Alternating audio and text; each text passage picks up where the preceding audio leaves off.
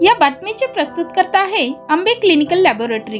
वरुड शहरात अत्याधुनिक मशीनने सुसज्ज लॅब म्हणजेच आंबे क्लिनिकल लॅब। यांचा पत्ता आहे महात्मा फुले नगर, बंदे हॉस्पिटल समोर, वरुड। आपल्यासोबत समस्त भोई समाज बांधव आहे। मासेमारी करणे त्यांचा व्यवसाय आहे। आज त्यांनी आमदार मोदयांना निवेदन दिलं आहे। सर, नेमकं आज तुम्ही निवेदन दिलं आमदार मोदयांना, काय विषय आहे सर? आमचा विषय सर ह्या आहे की आतापर्यंत जितक्याही सोसायट्या तयार झाल्या आतापर्यंत येणं आमच्यावर 200 रुपयाच्या वरता परवाना लहान मासेचा ह्या सोसायटीनं साहेब 400 रुपयाचा परवाना वर लावून दिला आमच्यावर। 430 रुपये ते घेत आहे। आणि दुसरं म्हणजे 2च दिवस परवाना देत आहे, मंगळवार आणि बुधवार।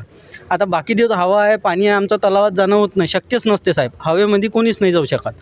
तर अशा वेळेनं सुद्धा बी ते आमच्यावर बाकी दिवस आम्हाला घरी ठेवते, म्हणजे तलावात धसाचं परवानगी देतच नाही आम्हाला। मग बाकी दिवस आम्ही काय करावं?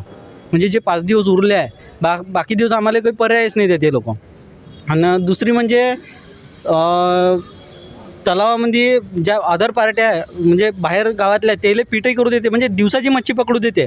आणि आम्ही तलावामध्ये दिवसानं मासेमारी करायला गेलो तर आमच्यावर हे अन्याय करायला लागते, म्हणजे मच्छीने पकडू देत नाही। अरे राई म्हणजे एकदम आगाऊपणा करते आमच्या समोर। या संबंधात संबंधित डिपार्टमेंटच्या अधिकाऱ्यांना पण तक्रार नाही केली का? नाही।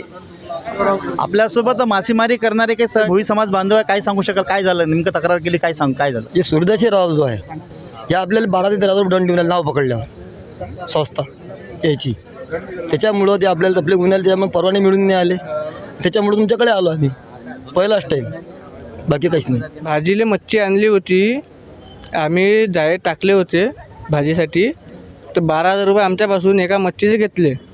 म्हणजे आम्हाला पकडलं होतं, आमचा धंदा बंद होता, तर त्याच्यानुसार आम्हाला एक मच्छी आणतानुसार रस्त्यानं पकडलं, तर 12,000 रुपये आम्ही भरले।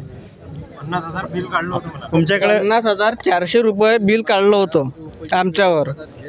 तर म्हटलं आमच्याकडून एवढं भरणं होत नाही, आम्ही धंदा बंद करून देतो। समोरला व्यक्ती म्हणे आम्हाला का मग इकडे कामावर ये म्हणे। म्हटलं कामावर येणं होत नाही, मग इकडून काम होत नाही, जो माझा धंदा आहे तो मी धंदा करतो। तर मग त्यानं एवढं बिल काढलं, 12,000 रुपये भरा म्हणे, नाव भांडे घेऊन जा म्हणे।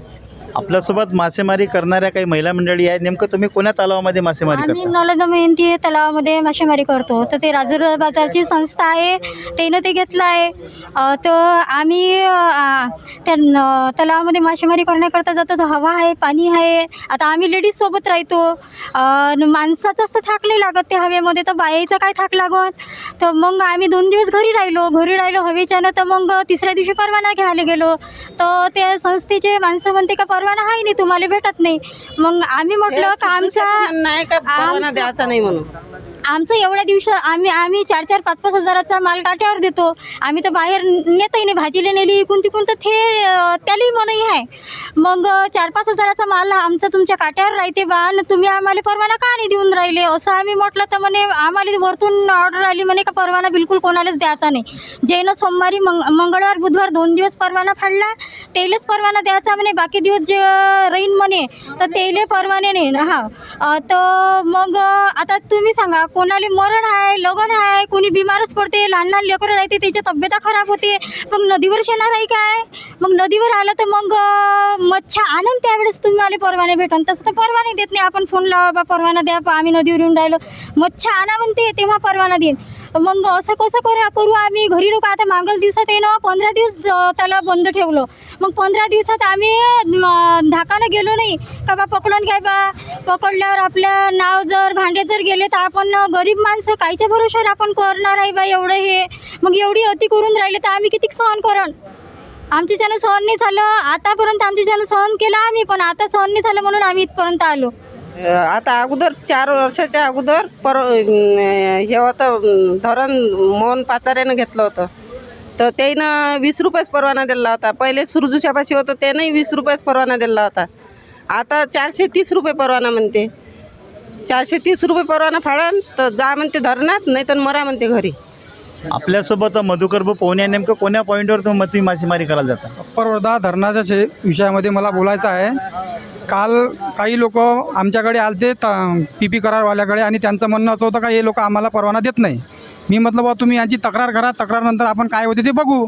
तर मी त्यांना फोन लावला सुरजेला, तर सुरजेचे म्हणत होते का तुला जिथं जायचं आहे तिथं जाय, जिथं तुला कोण्या ऑफिसात जायचं आहे, आमदारापाशी जायचं आहे तू जाय, तुला परवाना नाही देत, तुमच्याकडून होते ते काय करून घ्या. त्याच्यानं मग या लोकांनी निवेदन तयार केलं आणि इथं आणलेलं आहे. त्या निवेदनानुसार माझं म्हणणं असं आहे की भोई समाजांना परवाना द्यायला पाहिजे. अगर तो चोर आहे तर तू पकड, कारवाई कर, पण त्या लोकांना परवाना देणे गरजेचं आहे. कारण का उपासमारीची वेळ आणल्यावर अगर त्या लोकांनी उपोषण मांडले किंवा अजून कोणावर मारदान हल्ला केला, त्याला जबाबदार स्वस्त आणि प्रशासन राहील, जेणेकरून भोई समाजाचं नुकसान व्हावं नाही. म्हणून याच्यावर तात्काळ निर्णय घेण्यात यावा असे निवेदन आम्ही आमदार साहेबाला देत आहे. आज मासेमारी व्यवसाय करणारे काही भोई समाज बांधव मान्य आमदार उमेशजी यावलकर यांच्या निवासस्थानी भेट दिली, त्यांनी निवेदन दिलं. नेमकं त्यांच्या काय तक्रारी आहे, त्यांच्या काय समस्या आहे, ह्या मान्य आमदार महोदयांनी समजून घेतल्या. नेमकं या संदर्भात मान्य आमदार महोदय काय निर्णय घेतील सुद्धा पाहण्याची गरज आहे. सोबतच आज जे भोई समाज बांधवांनी जे काही सांगितलं त्यांच्या ज्या तक्रारी आहे यावर काही तोडगा निघेल काय सुद्धा पाहण्याची गरज आहे. पाहत राहा कॅमेरा निकुबावणीसह प्रवीण सारखं चुळामण न्यूज पोर्टल.